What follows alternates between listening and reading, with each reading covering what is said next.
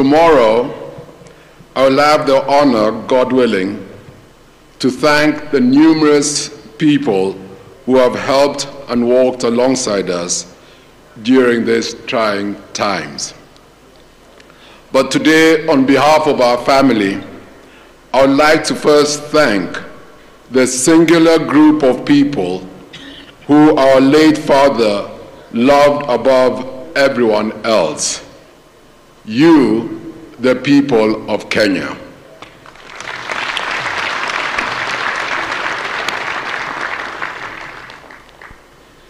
As a family, we have been overwhelmed by the outpouring of love, compassion, and support you have shown our family.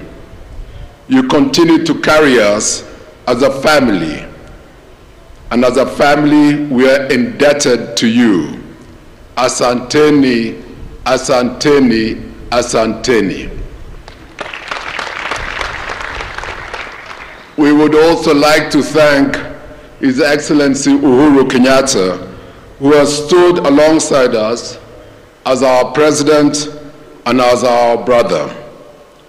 We are eternally grateful to you and your family for all you have done to give us succor and comfort in these sad days, and all you have done to ensure that our father is given the send-off befitting a former head of state. Thank you.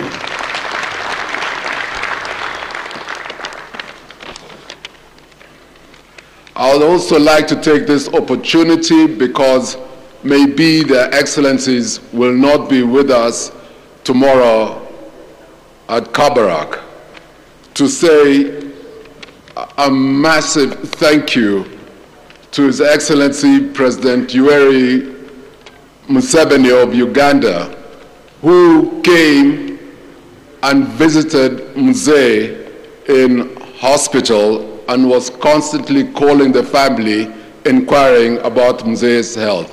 Asante Mzee. I'll also like to thank His Excellency, the President of South Sudan, Salva Kiir, whom Mzee Moi was very fond of. Everybody knows that Mzee had a soft spot and a special place for the people of South Sudan. And I'd like to say thank you for him, His Excellency, for also coming to hospital and visiting Mzee at the hospital. Asante, thank you, Your Excellency.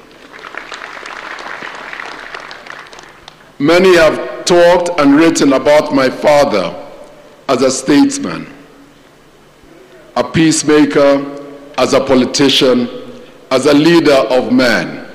But today, I stand before you on behalf of my brothers and sisters to talk about the man who was our father. You see, despite the responsibilities of state that he carried on his shoulders every day, he still found time to be a wonderful, wonderful father. He loved his friends and he loved his family. Yet as a family, we accepted that he gave his life to something bigger than himself, the service of Kenya. In these few minutes, let me share some of the personal traits of our beloved father. He was a man of compassion. Just a few years ago, he was grieved to read in the papers of a son of one of his old friends who had got himself in a sticky situation.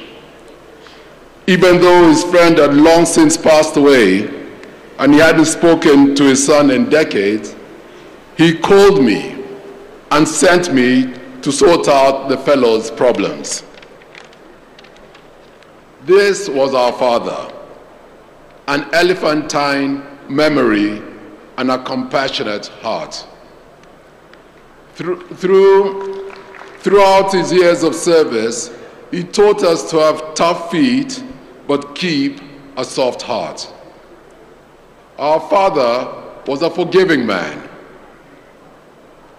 I remember the time he had bought a new car, and like many a young man, I could not resist the temptation to take it for a spin. Unfortunately, my driving skills then did not match my enthusiasm, and the new car was shortly no more. Dreading breaking the news to my father, I had the cunning idea to carry a Bible in one hand as I entered his room.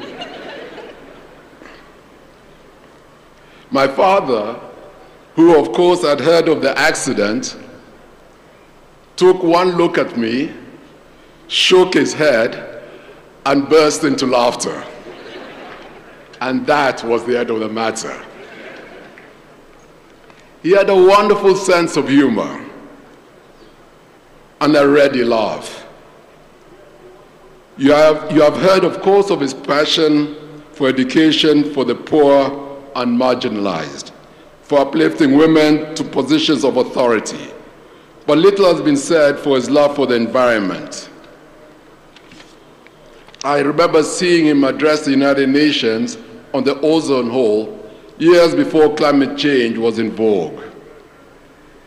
He encouraged tree planting on a national scale decades before carbon footprint became an accepted issue. He was a true environmentalist. And just to recap, when I talk about his humor, there was one love or trait my father had, and that was his love for nyama. Hii mzee alikuwa anapendanga nyama. And I'll remember, nakumbuka nilikuwa nanimueleza kwamba daktari, tafadhali mzee, daktari amekataa. Akaniuliza, unaona daktari hapa?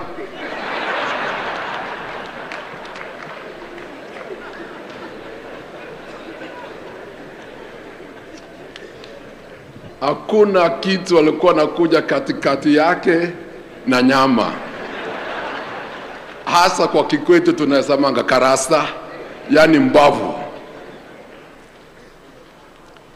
He was a gentleman, not just in the impeccable manner that in his dress or the way he dressed, but in his attitude. His word was his bond.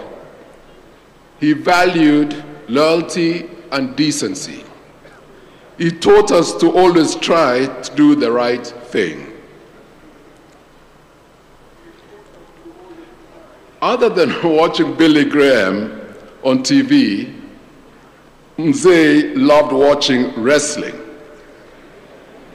and was one of Big Daddy's ardent fans. He disliked laziness, and he had no time for dishonesty or deceit.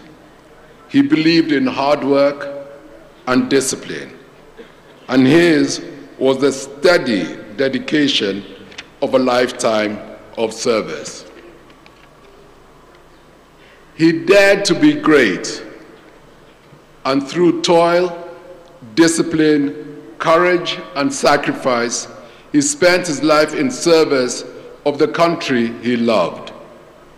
He dedicated his love and life to this country. But above all, he was passionate about God. And it is his faith that now gives us hope. In the words of that great hero of our faith, Dwight Moody,